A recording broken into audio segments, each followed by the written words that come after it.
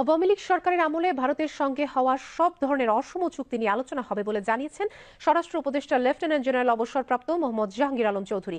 আজ সচিবালয়ে স্বরাষ্ট্র মন্ত্রণালয়ের সভাকক্ষে আগামী মাসে অনুষ্ঠিতব্য বিজিবি বিএসএফ মহাপরিচালক পর্যায়ের সীমান্ত সম্মেলন নিয়ে প্রস্তুতিমূলক সভা শেষে সাংবাদিকদের তিনি এসব কথা বলেন। আগামী 17 থেকে 20 ফেব্রুয়ারি ভারতের নয়াদিল্লিতে 55তম বিজিবি বিএসএফ মহাপরিচালক পর্যায়ের বৈঠক অনুষ্ঠিত হবে। ওই বৈঠকে দুই দেশের মধ্যে সীমান্ত সমস্যা নিরসনে বিষয়াবলী গুরুত্ব পাবে। স্বরাষ্ট্র উপদেষ্টা বলেন, বিজিবি বিএসএফ মহাপরিচালক পর্যায়ের বৈঠকে ভারত বাংলাদেশ সম্পর্কে আস্থা ফিরিয়ে আনার বিষয়টিকে সবচেয়ে গুরুত্ব দেয়া হবে। বৈঠকে সীমান্তে হত্যা বন্ধা সহ বিভিন্ন বিষয়ে আলোচনা হবে। সভায় স্বরাষ্ট্র সচিব, বিজিবি মহাপরিচালক সহ ঊর্ধ্বতন কর্মকর্তারা উপস্থিত আছেন।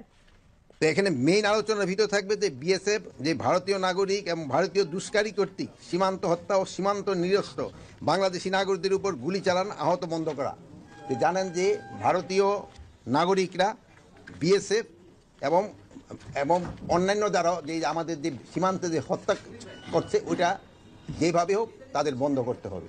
এটা কোনোভাবেই গ্রহণযোগ্য না, এটা ইন্টারন্যাশনালিও এবং যে কোনো জায়গায় হোক না। এটা অনেক সময় দেখা গেছে যে বিএসএফ কর্তৃক এবং তাদের যে দুষ্কৃতিকারীরা আমাদের বাংলাদেশি নাগরিক ধরে নিয়ে যায় বর্ডার থেকে কৃষিকাজ করার সময়।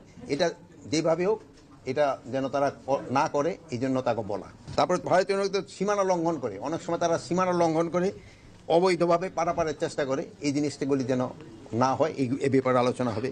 তারপরে যে বাংলাদেশের যে নদী আছে এই নদীগুলি পানিটা যেন সুষম বন্টন হয়, এটার ব্যাপারে আলোচনা হবে। আর আরেকটা সবচেয়ে বেশি এই ভারতীয় এই যে গণমাধ্যম যে মিথ্যা সংবাদ পরিবেশন করে এবং এটা কিভাবে তারা বন্ধ করতে পারে এই ব্যাপারেও আলোচনা করে। যেহেতু আপনারা এই ব্যাপারে আপনারা নিজেরও খুব সোচ্চার এবং আমাদের জনগণও সোচ্চার, এবং এটা তাদের বলে দেওয়া যে এই জিনিসটা তারা কিভাবে বন্ধ করতে পারে।